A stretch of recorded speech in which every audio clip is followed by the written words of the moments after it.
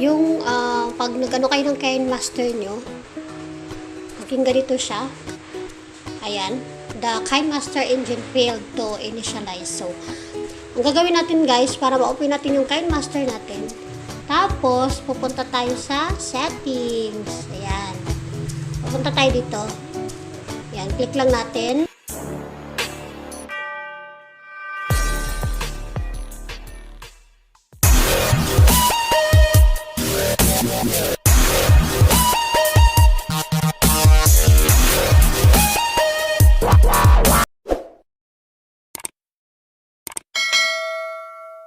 Hi guys! Welcome na naman sa aking channel.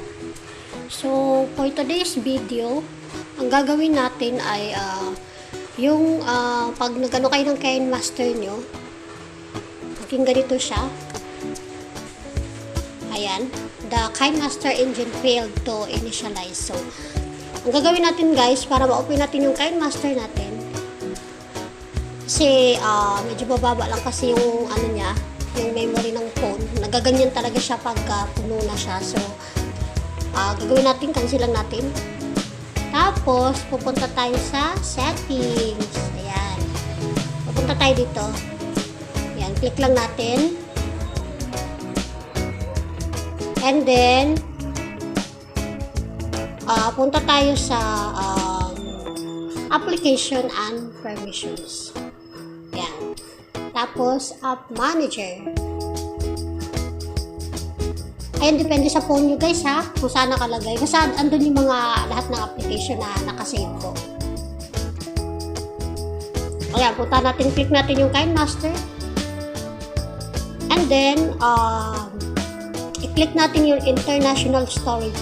So, ayan, 104 MB has been used. So, ang gagawin natin dyan is, i-clear lang natin siya. So, i-click natin to. Ayan.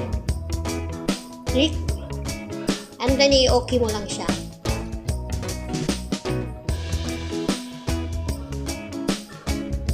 So, pagkatapos nyan, ayan, back natin. Babalik tayo sa KineMaster.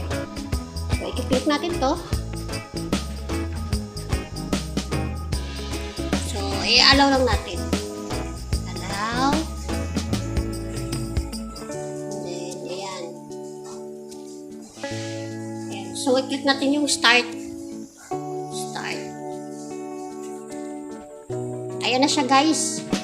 So, actually, hindi ko na rin naman na ito ginagamit. So, ibuburahin ko na siya. Para ano sa screen. So, mag-start na tayo. Try natin. So, pili lang kayo dyan guys. Meron ditong 1.1, 9.16, tsaka 6 by 9. So, ano yan siya? 1080 or 1080. Yan. Ito i-click ko kasi yan lagi ang ginagamit ko. Ayan. So, mag-try tayo dito. Mag-try tayo dito.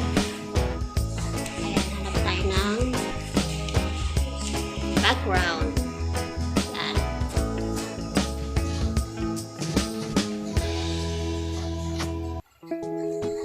So, ita-try lang natin. Try tayo ng mga pictures dito.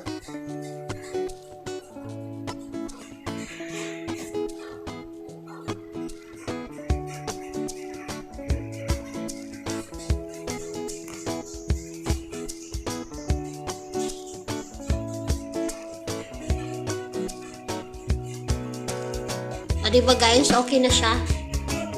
So kung ano nyo lang siya, kung i-save nyo lang siya, pindutin nyo lang to. Ito, pindutin nyo lang to. Ayan, nandiyan na siya, nakaano na siya. Ganun lang guys. So, ang gagawin nyo pagka naging field yung ano nyo, ganun lang ang gagawin nyo. I-clear nyo lang yung history ng KineMaster. Kasi, kaya siya nagaganon kasi mababa lang yung memory ng phone nyo, kagaya sa akin, mababa lang din yung memory. So, ganun lang ho ang gagawin. So, kung ikaw ay bago sa aking channel, huwag mo naman kalimutan i-like at i-subscribe na rin pihitin ng all para laging updated sa aking next upload. At i-share na rin para maraming